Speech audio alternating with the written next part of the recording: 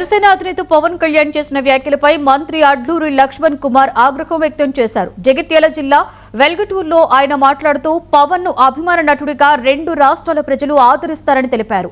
పవన్ సభకు అనుమతి ఇవ్వకపోవడం ప్రభుత్వపరమైన అంశమని, సభకు అనుమతి రాకపోతే మరోసారి నిబంధనల ప్రకారం దరఖాస్తు చేసుకోవాలని సూచించారు.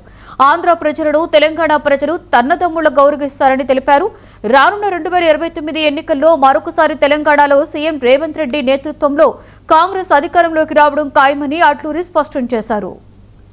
26 సంవత్సరం జూన్లో ఒక సంవత్సర కాలం ముందే ప్రాంతానికి సంబంధించిన గోదావరి పుష్కరాలకు ఏ విధంగా రోడ్లు తీసుకెళ్లాలి, గోదావరి పుష్కరాల్లో కూడా ఈ ప్రాంతానికి వచ్చే ప్రజలకు ఎక్కడ ఇబ్బంది జరగకుండా ప్రత్యేకంగా దృష్టి పెట్టి గౌరవ ముఖ్యమంత్రి గారి ద్వారా కోట్లింగ శ్రీ అయ్యప్ప స్వామి దేవాలయాన్ని నిర్మాణం ముందున్నటువంటి ఏదైతే అక్కపల్లి రాజక్కపల్లి చెరువు నుంచి నేరుగా కోట్లింగాలకు ఒక రోడ్డు తీసుకెళ్లే విధంగా ఈరోజు చీఫ్ ఇంజనీర్ R&B అదేవిధంగా PR అధికారులు తీసుకొచ్చి దాన్ని పరిశీలించడం జరిగింది.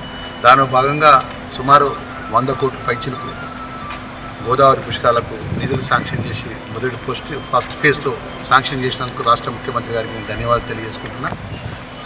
గత మాజీ ముఖ్యమంత్రి కేసీఆర్ మాజీ మంత్రులు చేసిన పని మేము అట్లా ఆగమేఘాల మీద అప్పటికప్పుడు మేము సంవత్సర కాల క్రితమే ప్రణాళికతోని రాబోయే 2027 జూన్ జూలైలో జరిగే పుష్కరాలకు ప్రజలకు ఇబ్బంది జరగకుండా ధర్మపురి